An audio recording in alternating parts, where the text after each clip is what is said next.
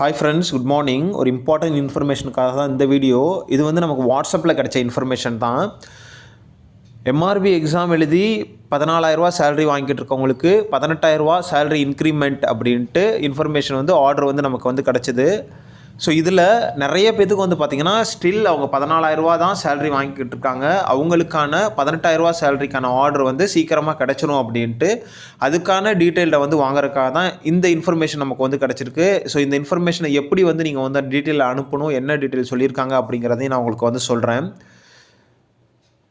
Central கவர்மெண்ட்டில் 80,000 அதாவது 80,000 சேலரிக்கு மேலே கிடைக்குது.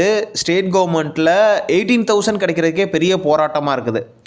அதாவது ஸ்டேட் கவர்மெண்ட்டில் 18,000 வாங்குறதுக்கே பெரிய போராட்டமாக இருக்குது. ஆனால் சென்ட்ரல் கவர்மெண்ட்டில் 80,000 மீன்ஸ் 80,000 வந்து உங்களுக்கு கிடைக்குது. ஸோ அதனால்